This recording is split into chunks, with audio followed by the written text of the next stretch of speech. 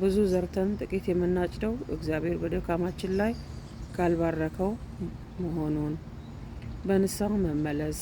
ሕዝቡ የነቢዩን ቃል ሰምተው ወዲያውኑ ወደ ስራ መግባታቸው እውነተኛ ንስሐ በተግባር እንደሚገለጽ ያስተምረናል። ተስፋን አለመቁረጥ። ትንሹም ጅምር በእግዚአብሔር ፊት ትልቅ ዋጋ እንዳለውና እርሱም እንደሚረዳን። 5.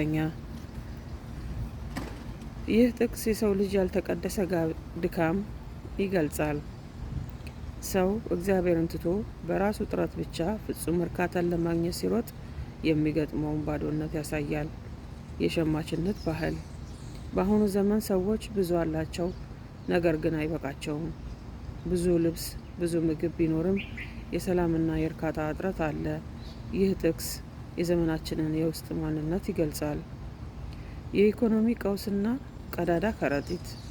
ደሞዝ ተቀብሎ በቀዳዳ ከረጢት ማድረግ አሁን ካለው የኑሮ ውድነት ጋር ይያያዛል። መንፈሳዊ በረከት በሌለበት ቤት ውስጥ ገንዘብ እንደ በረዶ ይቀልጣል። መንፈሳዊ ቸልተኝነት።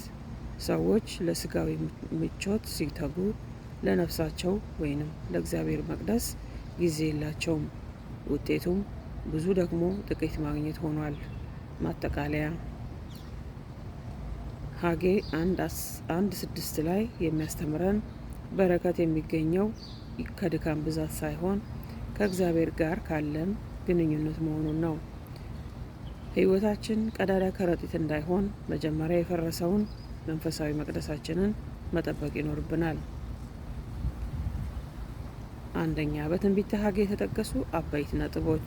ትንቢተ ሐጌን መልእክቱን ያስተላለፈው በ4 አጫጭር ስብከቶች ሲሆን ዋና ዋና ነጥቦቹ እንደሚከተሉት ናቸው።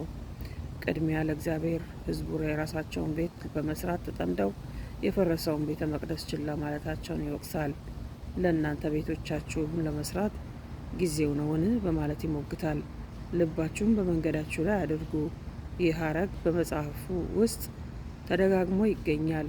ሕዝቡ ለምን ድካማቸው ፍሬ እንዳልሰጠ ቆም ብለው ራሳቸውን እንዲመረምሩ ይጠይቃል።